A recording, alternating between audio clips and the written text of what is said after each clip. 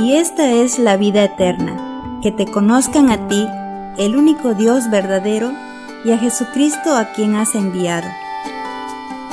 Bienvenidos a su programa, Teología para el Diario Vivir.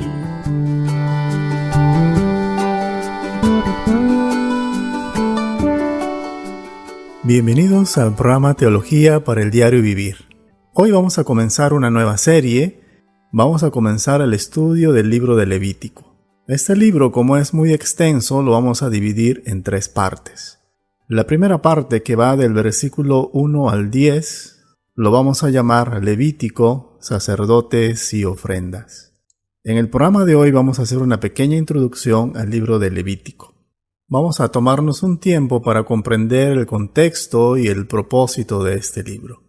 Levítico no es un libro fácil de entender, pero sí creemos en 2 Timoteo 3:16. Sabemos que Levítico es un libro inspirado por Dios y por lo tanto es útil. En primer lugar, vamos a ver por qué estamos estudiando este libro. Para dar respuesta a esta pregunta, vamos a usar una de las historias que aparece en el Antiguo Testamento. Es la historia de Naamán, el general sirio que aparece en 2 de Reyes capítulo 5. Cuando estudiamos el libro de los Reyes, la nación de Israel ya se había establecido en una monarquía. Ellos tenían un rey. En 2 de Reyes 5 se nos presenta a Naamán, que no era de la nación de Israel, sino que era el comandante del ejército del rey de Siria. La Biblia nos dice que era un varón grande y valiente. Pero este general tenía 2 problemas. En primer lugar, según el versículo 1 de 2 de Reyes 5, se nos dice que Naamán era leproso. Vayamos por un momento a 2 de Reyes capítulo 5 y leamos los versículos 1 al 3. Naamán, general del ejército del rey de Siria, era varón grande delante de su señor, y lo tenía en alta estima, porque por medio de él había dado Jehová salvación a Siria. Era este hombre valeroso en extremo, pero leproso. Y de Siria habían salido bandas armadas y habían llevado cautiva de la tierra de Israel a una muchacha a la cual servía a la mujer de Naamán. Este dijo a su señora: si rogase mi señor al profeta que está en Samaria, él lo sanaría de su lepra. Según Levítico 13, la lepra era un término que se usaba para referirse a varias enfermedades de la piel, y en la mayoría de los casos esta enfermedad era incurable. La esposa de Naamán tenía una sirvienta que era israelita, que había sido llevada a Siria como prisionera de guerra desde Israel. Ella le da una esperanza a Naamán para poder encontrar la cura a su enfermedad. Ella les habló de un profeta que podía curar su lepra. Esta muchacha ahora estaba trabajando al servicio de la esposa de Naamán y muestra gran compasión por el esposo de su ama, quien era esencialmente su captor. Inmediatamente Naamán fue al rey de Siria para contarle lo acontecido. 2 de Reyes 5, 4 y 5 dice: entrando Naamán a su señor, le relató diciendo: así y así ha dicho una muchacha que es de la tierra de Israel. Y le dijo el rey de Siria: anda, ve y yo enviaré cartas al rey de Israel. Salió pues él, llevando consigo 10 talentos de plata, y 6,000 piezas de oro y 10 mudas de vestidos. Naamán fue a Israel con muchas riquezas y trajo consigo una carta oficial del rey de Siria para poder tener acceso al profeta de Israel que podía curar su lepra. El versículo 6 dice: tomó también cartas para el rey de Israel que decían así: cuando lleguen a ti estas cartas, sabe por ellas que yo envío a ti mi siervo Naamán para que lo sanes de su lepra. Cuando llegó Naamán a Israel, fue directamente al rey, pensando que él tenía poder para sanarlo. Pero el rey de Israel se enfureció y pensó que era una trampa. El versículo 7 nos dice: luego que el rey de Israel leyó las cartas, rasgó sus vestidos y dijo: ¿soy yo Dios que mate y dé vida para que éste envíe a mí a que sane a un hombre de su lepra? Considerad ahora y ved cómo busca ocasión contra mí. Hay algo interesante en esta historia. Aunque Israel era pequeño, tenía la fama de que su Dios tenía el poder de hacer limpio lo inmundo. De modo que cuando la sirvienta lo mencionó, Naamán aceptó este consejo. Ahora bien, el rey de Israel no pudo ayudar a Naamán, pero el profeta Eliseo se enteró del encuentro y mandó llamar a Naamán. Segunda de Reyes 5:8 dice: Cuando Eliseo, el varón de Dios, oyó que el rey de Israel había rasgado sus vestidos, envió a decir al rey: ¿Por qué has rasgado tus vestidos? Venga ahora a mí, y sabrá que hay profeta en Israel. Naamán fue a la casa de Eliseo solo para encontrarse con un mensajero con instrucciones de lavarse en el Jordán 7 veces para ser restaurado y limpio. Los versículos 9 y 10 dice: Y vino Naamán con sus caballos y con su carro y se paró a las puertas de la casa de Eliseo. Entonces Eliseo le envió un mensajero diciendo: Ve y lávate 7 veces en el Jordán, y tu carne se te restaurará y serás limpio. Esto enfureció a Naamán, y leemos sobre su airada respuesta en los versículos 11 y 12. Y Naamán se fue enojado diciendo: He aquí yo decía para mí, saldrá él luego, y estando en pie invocará el nombre de Jehová su Dios, y alzará su mano y tocará el lugar, y sanará la lepra. Habana y Farfar, ríos de Damasco, ¿no son mejores que todas las aguas de Israel? Si me lavare en ellas, ¿no seré también limpio? Y se volvió y se fue enojado. Muy a menudo somos bastante similares a Naamán, ¿no es así? Queremos y esperamos respuestas simples y fáciles a nuestros problemas. Naamán pensó que la demanda de Dios de pureza ritual era innecesaria. Aunque admitió su enfermedad física, no admitió su necesidad espiritual, y tuvo un concepto bastante elevado de sí mismo. Pero finalmente obedeció y fue sanado. Segunda de Reyes 5, 13 y 14 dice: Mas sus criados se le acercaron y le hablaron diciendo: Padre mío, si el profeta te mandare alguna gran cosa, ¿no lo harías? Cuanto más diciéndote: lávate y serás limpio. Él entonces descendió y se zambulló 7 veces en el Jordán, conforme a la palabra del varón de Dios, y su carne se volvió como la carne de un niño y quedó limpio. La historia de Naamán en realidad ilustra 2 puntos muy importantes acerca de la importancia del libro de Levítico. En primer lugar, Levítico nos enseña sobre la importancia de lo que es limpio y santo y lo que es común e inmundo, y cómo es Dios mismo quien determina y nos enseña sobre esto. Ahora, ¿qué significa ser santo? Muchos de nosotros pensamos que se trata de ser perfectos o justos. La santidad se pone difícil para nosotros porque tendemos a buscar comportamientos morales para comprenderla e ilustrarla. Pero la palabra santo en la Biblia se traduce como separado y habla de ser completamente diferente. Viene de una palabra antigua que significa cortar o separar. Pero no solo significa ser apartado. El amor de Dios es completamente diferente y contrasta con el amor normal tal como lo entendemos. Por tanto, lo contrario de la santidad no es solo lo impuro o lo malo, sino también lo común. Levítico nos ayuda a ver este aspecto del carácter de Dios, que Él es absolutamente santo, diferente a todo lo demás. En segundo lugar, Levítico nos enseña que la voluntad de obedecer al Señor y buscar la santidad es un asunto de confianza, humildad y fe.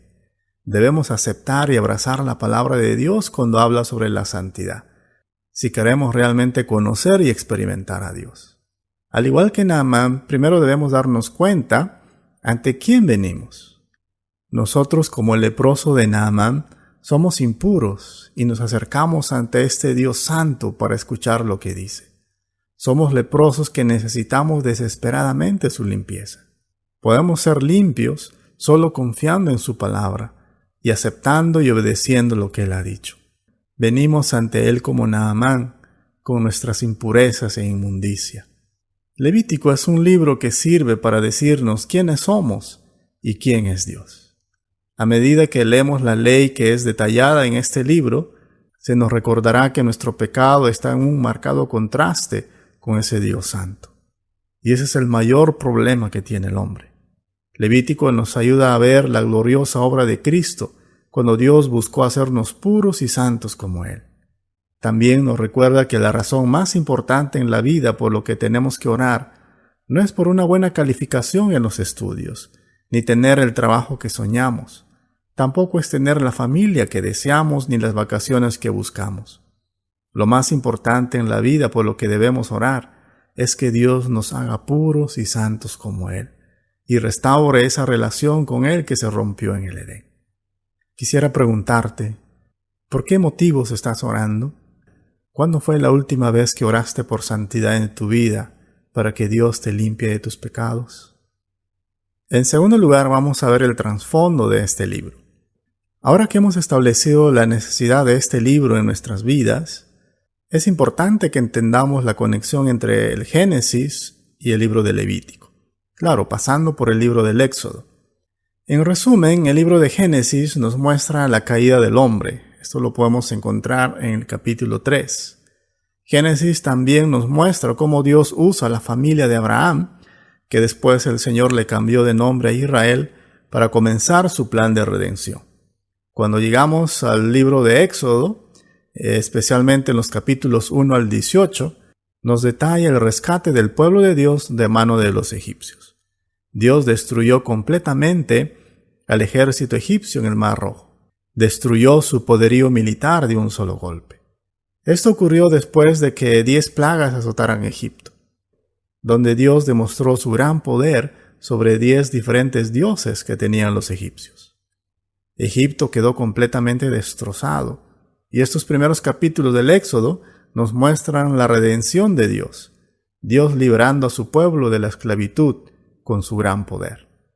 Luego de estos acontecimientos, leemos en Éxodo 19, versos del 1 al 6. En el mes tercero de la salida de los hijos de Israel de la tierra de Egipto, en el mismo día llegaron al desierto de Sinaí. Habían salido de Refidim y llegaron al desierto de Sinaí y acamparon en el desierto. Y acampó allí Israel delante del monte. Y Moisés subió a Dios, y Jehová lo llamó desde el monte diciendo: Así dirás a la casa de Jacob, y anunciarás a los hijos de Israel: Vosotros visteis lo que hice a los egipcios, y cómo os tomé sobre alas de águila, y os he traído a mí.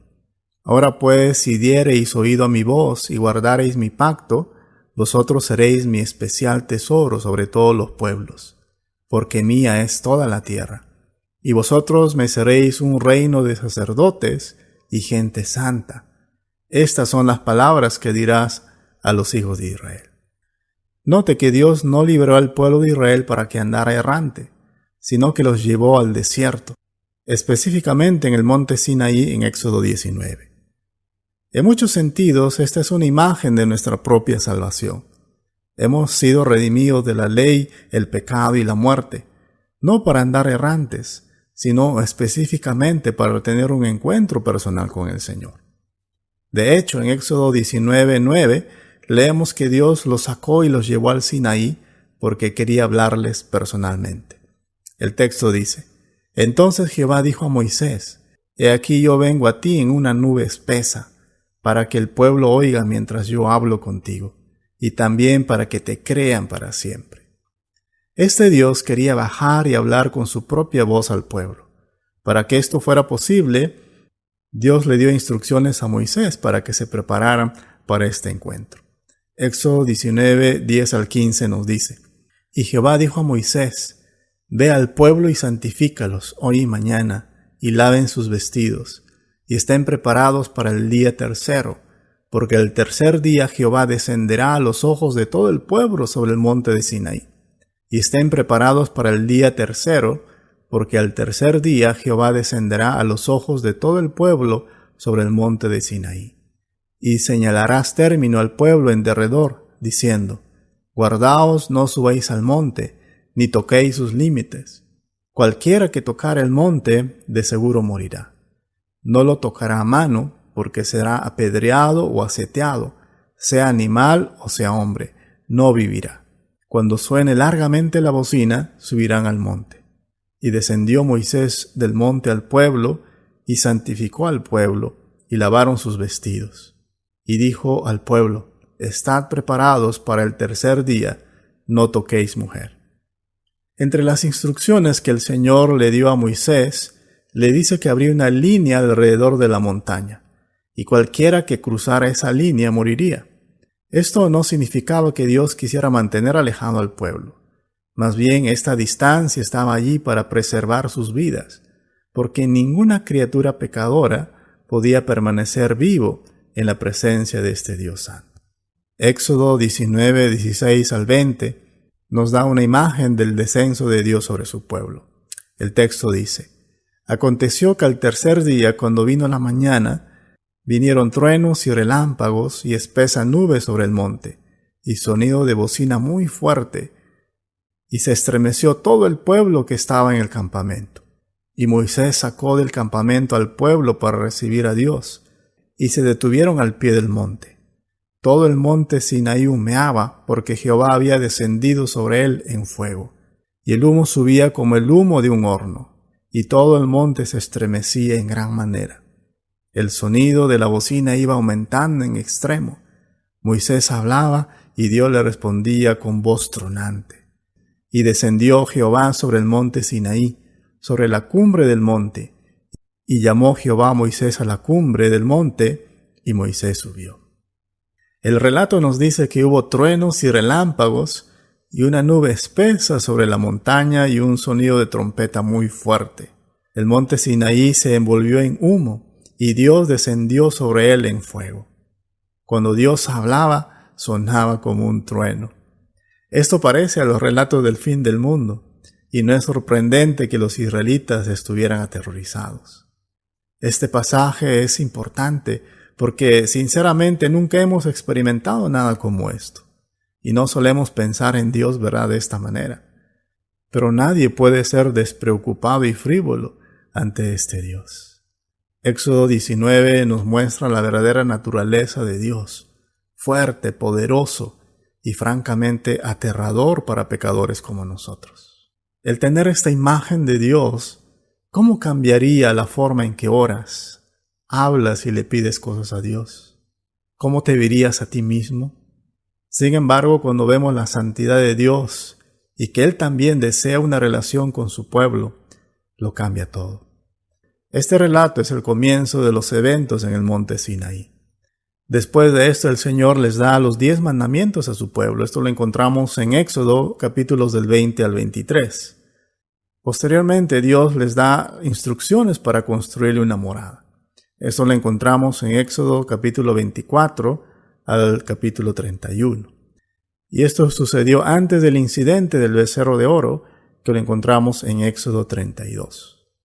Luego del incidente del becerro de oro, Dios nuevamente muestra su misericordia a su pueblo, dándole nuevamente los mandamientos, los cuales obedecen. Esto lo encontramos en Éxodo capítulo 33 al capítulo 39. Finalmente, en Éxodo 40, Dios desciende y se instala con su pueblo. El Dios que vimos en Éxodo 19, que estaba detrás del humo y las nubes en la montaña del Sinaí, entró en el tabernáculo. Éxodo 40:34 nos dice: Entonces una nube cubrió el tabernáculo de reunión, y la gloria de Jehová llenó el tabernáculo. Y no podía Moisés entrar en el tabernáculo de reunión, porque la nube estaba sobre él, y la gloria de Jehová lo llenaba. Aquí vemos a Dios descendiendo sobre el tabernáculo, y el pueblo de Dios viviendo con su presencia todos los días. Ahora viene la pregunta: ¿cómo podía vivir el pueblo de Israel con este Dios santo en medio de ellos? Ahí es donde entra el libro de Levítico. ¿Y ahora qué significa esto para nosotros hoy? Isaías 6 nos será útil para entenderlo. Así como el pueblo de Israel y como Isaías, todos hemos pecado y estamos destituidos de la gloria de Dios. Todos somos culpables de orgullo, lujuria y vergüenza que nos pone en contra de Dios. Y no podemos tocar la montaña ni entrar en la presencia de Dios, porque moriríamos.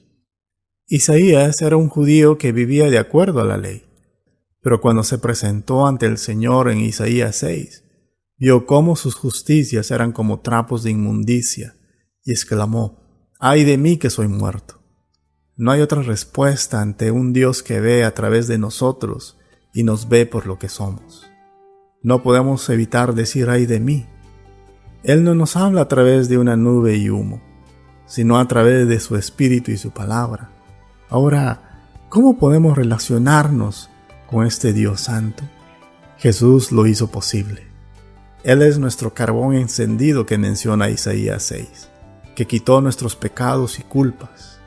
Jesús es nuestro Moisés, el mediador entre los pecadores al pie del monte, y el Dios grande, santo y temible.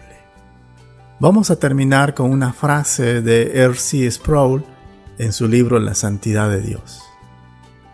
La sensación más clara que tiene un ser humano cuando experimenta lo santo es una abrumadora sensación de ser una criatura. Es decir, cuando estamos en la presencia de Dios, nos humillamos y tomamos conciencia de nuestra condición de criaturas. Esto es lo opuesto a la tentación original de Satanás. Seréis como dioses. Hasta aquí la cita. Hasta aquí esta breve introducción del libro de Levítico. La próxima semana entraremos de lleno al estudio de este hermoso libro. Que Dios los bendiga.